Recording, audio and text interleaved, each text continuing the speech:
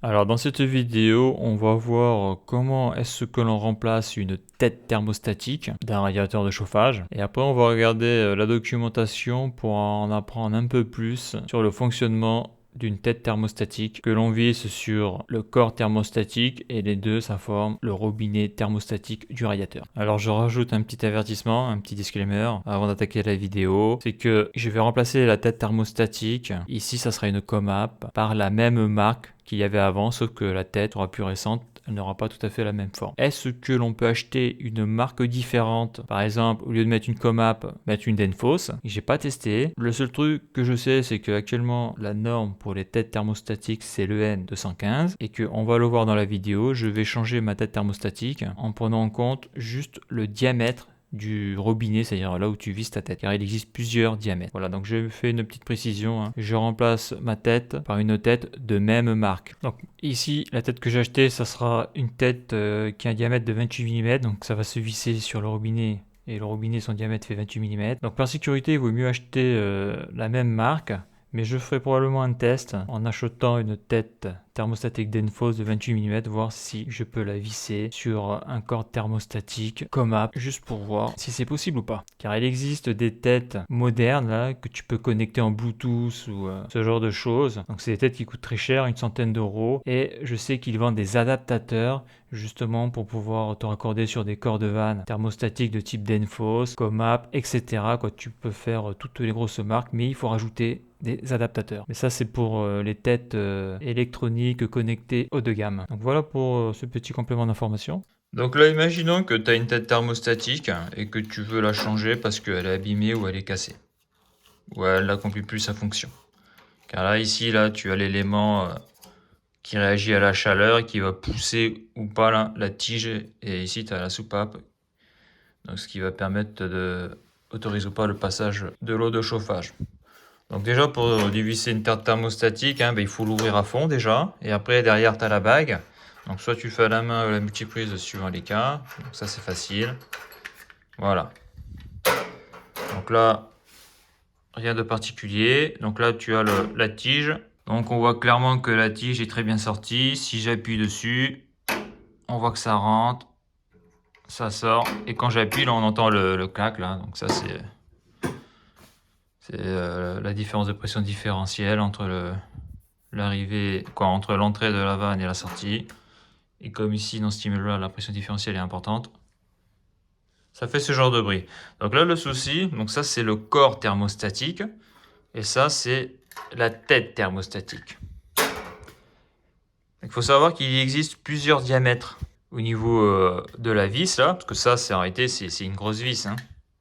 Donc pour savoir quelle tête thermostatique il faut mettre, qu'il faut acheter, je veux dire, mais il faut connaître le diamètre, du filetage ici. Là. Tu as deux solutions, soit tu as un pied à coulisse et tu mesures comme ça là.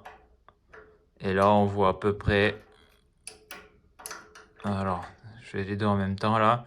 Là on voit à peu près que ça fait 25, 26, 27, 28. 27 et demi quoi. Donc on va arrondir à 28. Donc ça veut dire que il faut une tête thermostatique avec un écrou qui se visse sur du 28 mm. Car sinon, parce qu'il existe aussi du 30 mm, donc si tu n'achètes pas la bonne tête, tu ne pourras pas la visser. Donc ça, il faut le savoir.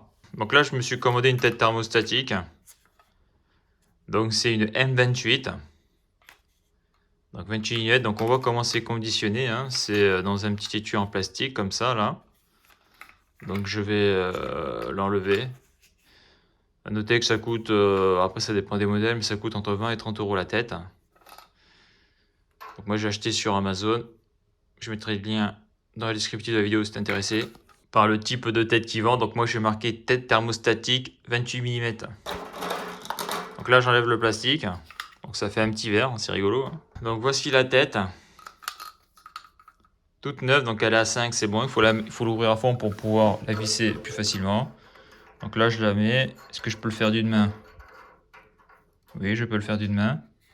Alors non, je n'ai pas pu le faire d'une main. C'était impossible parce que donc j'ai serré à la main. Hein. Mais il faut que ça soit bien, il faut bien le tenir dans l'axe, etc.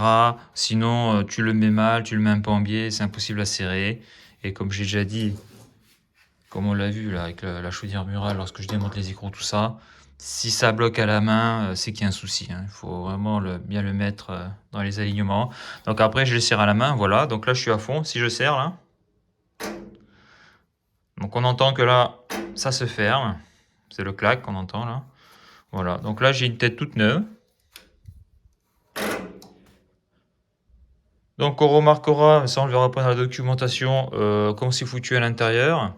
On remarquera, ben là c'est pareil, hein, c'est le même système qu'ici, hein. Donc ça c'est une tête qui a plus de 10 ans, hein. C'est une tête qui a plus de 10 ans. Donc, par exemple, si je fais ça, hop, t'as la bague. Ici je veux bloquer, alors attends, c'est le même système, hein. Donc ça c'est le système Comap, hein. Si je mets comme ça, et bien là, tu vois, je peux plus aller au-delà de 3. Donc si je veux mettre sur 5, je ne pourrais pas. Donc là, bah, comme j'ai déjà dit, si tu as des enfants ou des gens qui dérèglent les têtes de thermostatique, eh bien, ils pourront pas la dérégler. Sauf s'ils connaissent l'astuce. Et là, je suis en hors-gel. OK. Donc c'est pareil, hein, si je veux bloquer sur une consigne, donc là sur 3, je fais ça, je me mets sur 3 comme ça. Et là, quand je tourne, c'est bloqué sur 3. Plus personne ne peut dérégler la tête. Donc je vais remettre comme c'était avant, comme ici il n'y a pas d'enfant, il n'y a personne qui touche aux têtes de robinet. Je fais comme ça. Donc bien sûr, il ne faut pas se mettre sur hors-gel, hein, parce que sinon ben, tu peux plus toucher, tu peux plus bouger, tu peux plus tourner ta tête thermostatique. Donc celui qui ne connaît pas, il pourrait croire qu'elle est morte, tu vois. Mais non, elle n'est pas morte. C'est juste le système de blocage. Donc là, je tourne comme ça, et voilà. Ok. Donc là, ça marche super. Tout est nickel. Voilà. Donc là, je vais le mettre sur 2. Et on verra sur la documentation ce que ça signifie, là, ces chiffres-là. Donc il faut savoir qu'ils mettent des chiffres comme ça. Pourquoi? Parce que je crois que le 3, c'est 20 ou 21 degrés.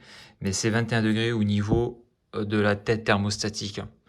Ce qui veut dire qu'ils ne mettent pas les chiffres de température. Parce qu'imaginons, tu es dans ta pièce, tu prends un thermomètre, il fait 19 degrés, tu vas dire au fabricant, sur votre tête, il y a marqué 21 et dans ma piole, il fait 19 degrés. Donc, vos têtes ne marchent pas, je vais être remboursé ou ce genre de choses. Donc, c'est pour ça qu'ils mettent que des numéros comme ça. Comme ça, au moins, il n'y a pas de problème avec ce genre de truc. Donc, voilà. Donc là, je le mets sur 2. Ça fonctionne. Nickel. Et ça, c'est l'ancienne tête.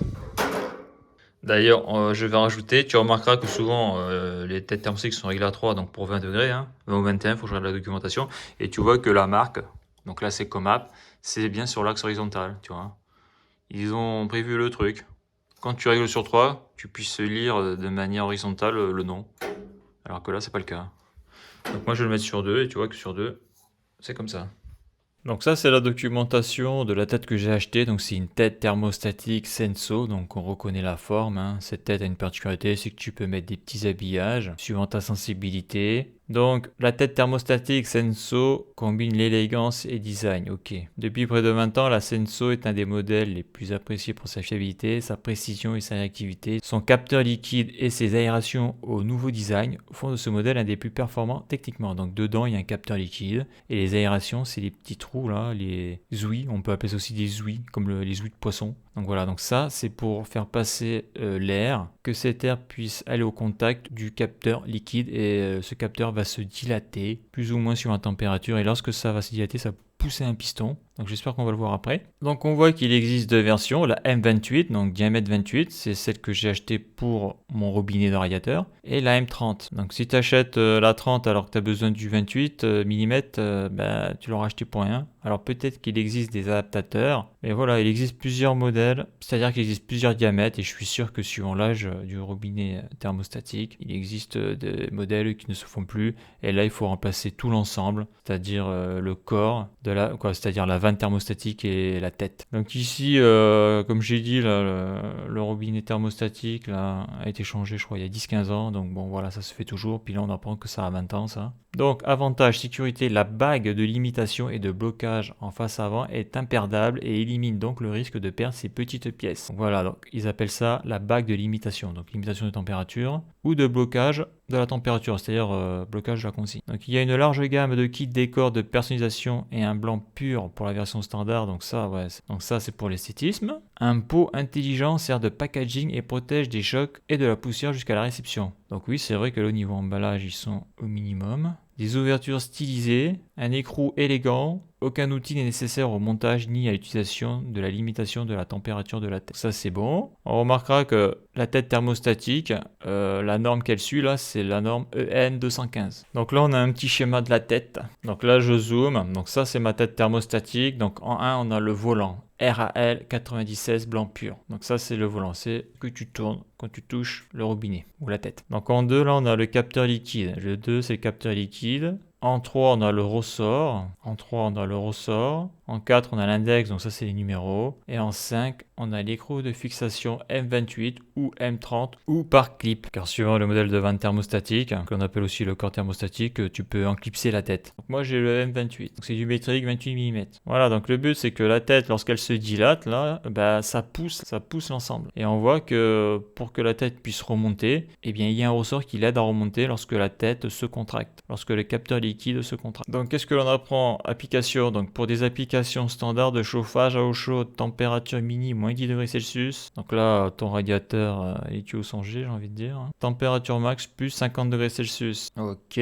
Performance, valeur certifiée EN 215. Donc ça c'est la norme. Donc après il faut voir ce qu'il y a dans la norme pour savoir exactement comment ça se déroule. Donc le Senso M28 c'est ce que j'ai référence. Donc hystérésie 0,3 Kelvin. Donc ça c'est l'écart de température différentielle. Influence de la température de l'eau 0,36 Kelvin. Temps de réponse 18 secondes. Alors non, ce n'est pas des secondes, c'est des minutes. J'ai regardé sur une documentation d'Enphos. Au moins eux, ils marquaient clairement à quoi correspondait cette valeur-là. Donc c'est pas 18 secondes, mais 18 minutes. C'est pas la même chose. Influence de la pression différentielle 0,2. Ouais, mais 0,2 quoi? Millibar, bar, sûrement des bars. VT, je sais pas ce que c'est, 0,3. Alors j'ai regardé sur une documentation d'Enphos, VT ou CA, c'est comme ça qu'ils appellent ça. Donc VT ou CA. VT, ça voudrait dire variation temporelle. Et donc ça serait le décalage entre la température de consigne. Alors tu règles ta tête thermostatique sur 3, donc c'est 20 degrés Celsius. Donc c'est ça le décalage entre cette température de consigne là et la température réelle dans la pièce. Plus VT est faible et plus la tête thermostatique est précise. Donc là on a une précision de 0,3 Kelvin. Donc c'est l'écart entre la température demandée et la température mesurée dans la pièce. Energy Efficiency Index tel 0,3 tel rating A. Donc est basé sur les valeurs certifiées de l'EN 215 afin d'évaluer la note telle des têtes thermostatiques, voir le site.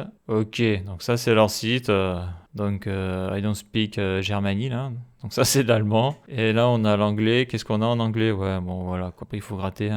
Le français n'est même pas en option. Ok, donc là on a les dimensions exactes de la tête. Donc M28, donc le petit diamètre, le grand diamètre. On a la hauteur. Voilà, on a le M30 et puis l'autre là, IFD. D'accord. Donc ça c'est toute la gamme des têtes thermostatiques. Donc moi c'est celle-là que j'ai, la Senso là, sonde liquide, d'accord, M28 x 1,5. Tous les RTH M28 de Comap. Donc on a un autre modèle sonde liquide mais c'est du M30. Après on a ça là, sonde liquide à distance.